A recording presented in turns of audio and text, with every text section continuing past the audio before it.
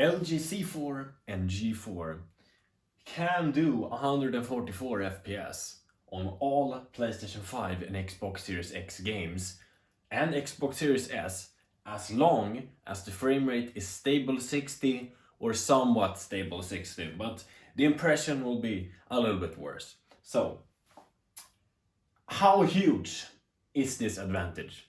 Does it actually feel like 144 FPS? How high is the latency? What am I talking about here? So, all LG OLEDs, C1, C2, C3 and all of the G series, all the way up to 4th series, has motion interpolation, which essentially is the soap opera effect for movies. But here's the thing, and it's amazing. You can use this for gaming and nobody's talking about this. The only people I've seen talking about this is Plasma TV for gaming. Go watch his channel, he's an amazing YouTuber. Absolutely my favorite. I've watched all of his videos. Such a bright dude, very, very talented, very, very entertaining. If you love to poke at settings on your TV, absolutely crazy dude, like yeah, amazing person. So essentially we're just gonna put the video into vivid because on the C4 and G4, vivid is the most bright mode. It exceeds 1000 nits in that small window, yes, but overall the APL will be brighter on this screen in vivid. So I would recommend APL is average picture level, by the way, so brightness overall on screen.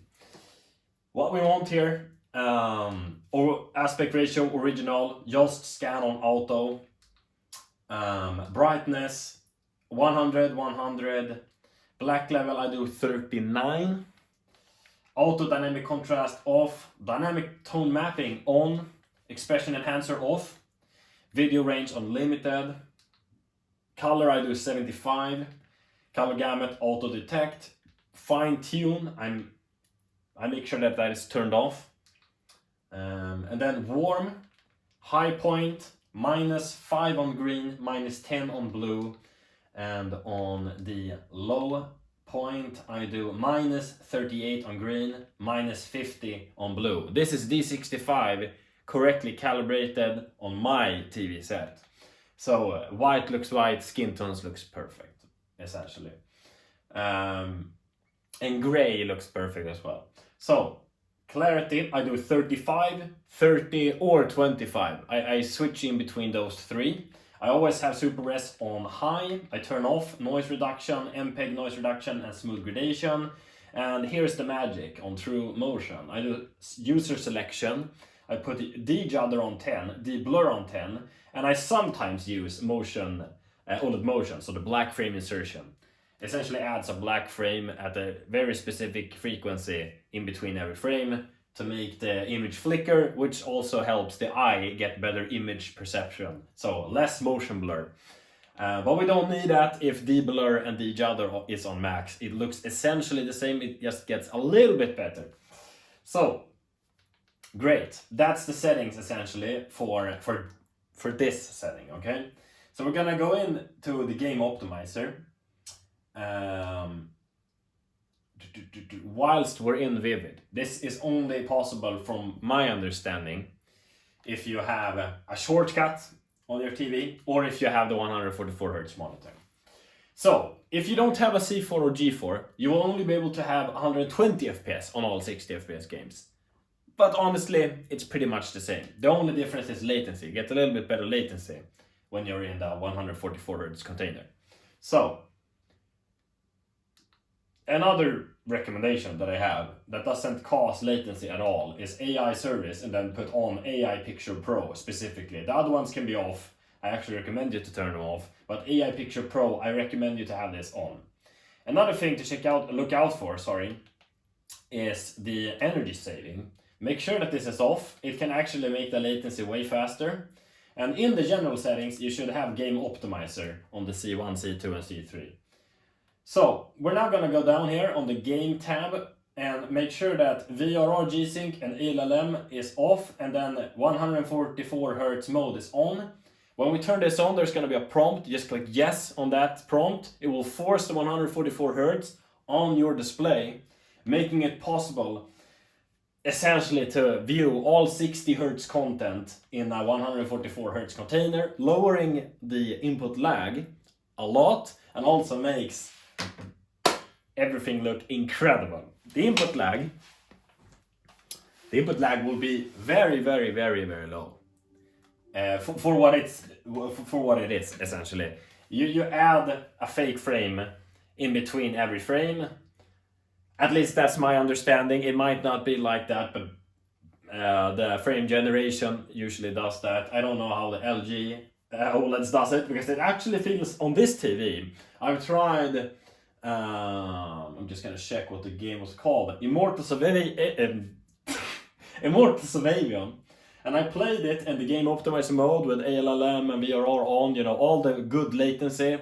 And I was in the 120 Hz container instead of 60 Hz, and I used FrameGen, and it felt great.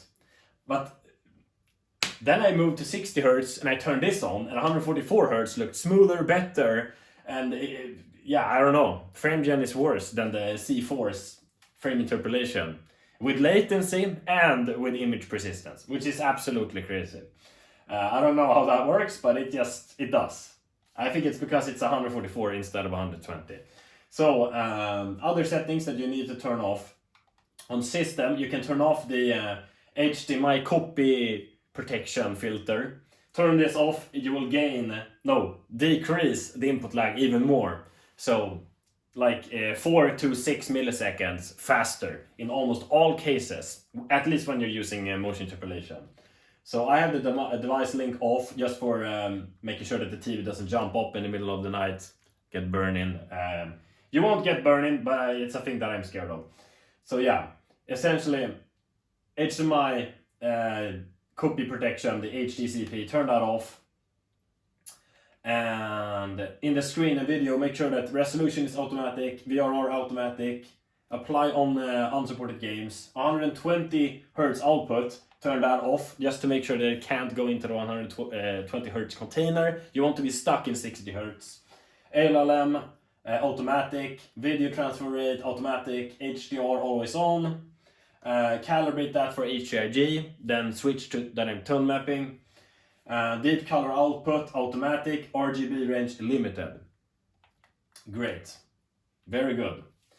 And as I said on the TV, we do video range limited as well. There is one thing more that we have to take into account here in the game optimizer, and it's actually very important. It's going to seem that it doesn't do anything, but it does. I've tried to turn it off and on, and at least on C4 it does a lot of difference for image interpolation latency. Prevent input delay. Here, select boost on that one, and then switch over to Vivid after you've already also turned on 144 Hz. So make sure that those two, it says it's not going to be lit when you're in Vivid, but it's going to say boost, that's good, and then 144 Hz, and then game dashboard enabled. When that is done, you're just going to make sure that when you go in to the HDR select mode here, you have Vivid selected. So, now, if we enter any game whatsoever, like it can be Modern Warfare 2, it has pretty fast boot up, so we're gonna select Modern Warfare 2, and I'm gonna show you just how amazing it looks in 144 FPS. Like honestly, you'll be flabbergasted. And one other thing that is very important to note here is that the TV will actually become faster for every single time it has trained the image when it uses motion interpolation. The latency will go down after a week of use. At least that's what happened with my unit. I think it's AI Picture Pro helping with the latency. You're essentially training the AI with the upscaling and the motion vector stability. And yeah, you get 144 FPS of motion clarity and fluid motion. So it looks like 144 FPS. And I'm going to show you how it looks when you turn it off and on so that you can see the difference, right? But this is 144 FPS. It looks insane. I have actually owned a 240 Hz gaming monitor, and I've played 144 Hz on that monitor. And this looks like, if not maybe the same, honestly. So this game is currently, it's the Modern Warfare 2 Remastered. It's only running the PS4 version on 60 FPS locked. The latency is absolutely amazing. Like I could definitely play like this. And there is no issue at all. And it also boosts the, you know, the TAA and the 1440p container blurriness on 4K monitors. It looks way better because of the AI picture engine. It basically boosts the sharpness and fixes the issues. So yeah, we're gonna see here. I'm just gonna shoot him in the leg. Yeah, he's down. There we go. So yeah, essentially it's pretty simple. I'm gonna stand here. We can see the motion persistence like this, right? It's very good. And we can be very, very slick here and just swap this to, I think it was like auto power. Yeah, no, it has motion interpolation on. Wait, what? Filmmaker mode. Oh, here we go. So this is 60 FPS. You can try to look only in between here. And you can see very clearly, it's like, yeah, this is 60 FPS. It looks like really good still, but it's not the same thing as 144 FPS. So yeah. And 144, 60 FPS, 144. And honestly, it feels better somehow, like faster even. You know, you're outside of the game optimizer mode, so essentially latency will be a little bit lower. LLM and VRR is turned off on the TV, and the motion interpolation can interpolate 60 FPS from 30, kinda, or it can interpolate 24 to 48, and it can interpolate 60 to 120, but in this case we can boost it even more and lower the input lag even more by using AI Picture Pro, HDCP off, and we're using 144 Hz container, which basically boosts the TV and forces it to go 144 FPS when using motion interpolation. So the PS5 isn't doing anything at all. It's still running 60 FPS, but I see and feel 144 FPS. Like, oh my god! Like there is no latency, it's so crazy. So yeah, we can swap game. We can move into a game that has like horrible latency. Not horrible latency, but horrible frame rate. So this game has very unstable 60 FPS. Some maps in this game just fucking throws the frame rate to the ground. And some maps have amazing 60 FPS. So it's very important to think about like how the experience might be when you go into it and have your expectations. You should have your expectations high, because the thing is, the experience will get better the more you use your motion interpolation. You will train the TV. It sounds crazy, but the first time I used motion interpolation with these settings, it was actually pretty slow. It was juddery. It couldn't compensate for the judder, even though I maxed it out. The latency was way higher. So after using it for a while, it gets faster. It's like using your TV, and I don't know, man, it heats up, it gets smarter. Plasma TV has made a video talking about this, at least when it comes to black levels. So the TV is smart in a way, and it can do, like, it does a lot of things to help you as the user to make the experience easier. I'm gonna have to wait 16 seconds here. So I'll take a sip out of my coffee. And so, here we go.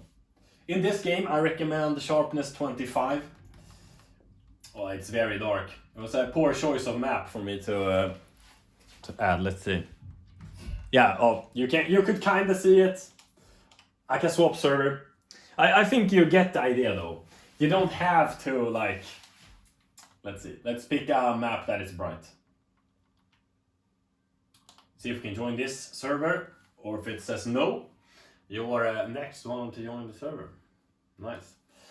So essentially, this makes it insanely cool. You can play 144 FPS, and it will only garble with the motion interpolation in some games. 50 out of 52 games that I have installed on my PS5 does not garble at all. Not even on the crosshair in the middle of the screen, which is absolutely insane. I'm just gonna spawn in here super quick so I can show you the motion interpolation in action. 60 FPS, 144. And you can do this on your C4, C3, C2 and C1, but on the other models, 3, 2 and 1, and the G, 3, 2 and 1, you will only get 120 FPS when doing this. It still feels really fucking good, but the latency isn't as low.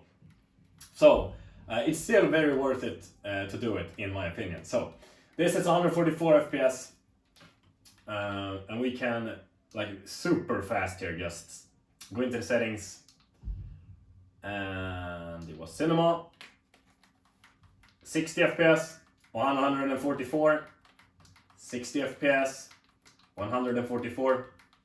As I said, I've also done, what is it called, calibration on the screen, that's why it's more orange-y or warmer.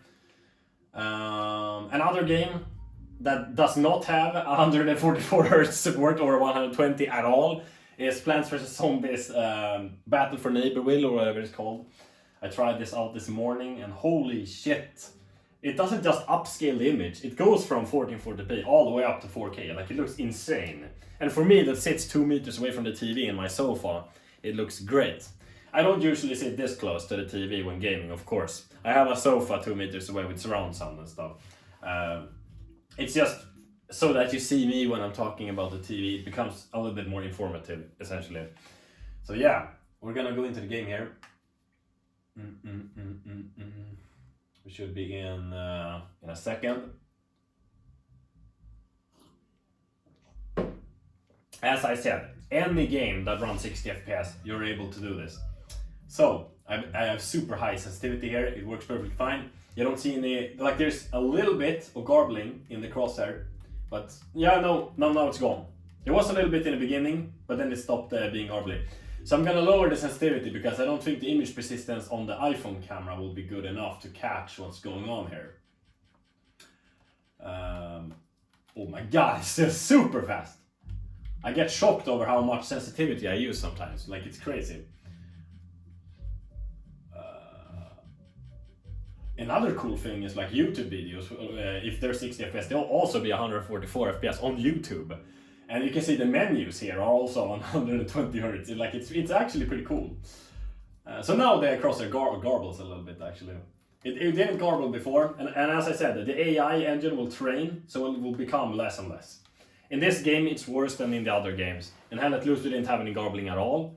So, 144 FPS, which, as I said, I've been in the PC gaming community before, and I moved over to console instead because it's more convenient. And 144 FPS, 60 FPS, 144 FPS, 60 FPS, 144 FPS. It's also without any calibration on the cinema, so that's important to say. Yeah, so it looks very, very, very clean. It's fast, the latency is very good, it's definitely playable. Now, let's go into a game that is competitive as fuck. Let's go into Cold War. Because this game, for some reason, we have 0 latency when we play this game. I will make sure that 120 Hz is turned off in the game. So it's only 60 FPS. You know, higher resolution, ray tracing and everything. No, sorry, not ray tracing. But in Fortnite, however, you can play the game in the 60 FPS mode with 4K, 60 FPS, with ray tracing and lumen and all of that, but you can still see 144 FPS and it will feel way better. You will just gain a little bit of latency, and honestly, gain a little bit of latency, like this little, and get like more than twice the frame rate. Like that's absolutely insane. What's going on? Okay, there we go. The only thing is you cannot calibrate the black level on the TV as good without the black stabilizer, white stabilizer, and fine-tune dark areas. So in that sense, that's too bad. I would love to be able to calibrate the image more than just black level slider, but it is what it is. If I really want the absolute best possible image from this TV, when it comes to color reproduction and contrast, I will use Game Optimizer with the lowest latency modes, and then use the black stabilizer and all of that and tweak it. My previous video talks about the black stabilizer and white stabilizer a little bit, so yeah. So now we'll check it out here. We can see it's in the 60 FPS container. in the game optimizer. It didn't register any 120. So this is without my calibration. My calibration will also look off with the camera. The iPhone is not calibrated with the camera. Okay, so yeah, here we go. This is 60 FPS, and it doesn't look like it, but it is. And this is 144 FPS. And I sense zero latency. Like, there's no latency here whatsoever. It's impossible. There is no latency whatsoever. Going into the settings, here, 120 Hz refresh rate, it's disabled and it's even lit, and not even lit. Like, we cannot go into that. And oh my god, oh my god, that is so cool. The image persistence, I don't even have to use black frame insertion. Like, it looks insane in movement. So yeah, we can switch back to cinema. I'm gonna have to end the video here soon. But yeah, so 60 FPS. It looks super laggy compared to 144, let me tell you. Yeah, you can probably see it. Like, it's absolutely insane. And there's zero latency, at least to me. And I'm super sensitive to latency. I usually preach to use the game optimizer. But in this case, my TV has become so fast with motion interpolation that it's not even worth using the game optimizer anymore. Like, I use this all the time now. So thank you guys for watching. I'll catch you guys in the next one.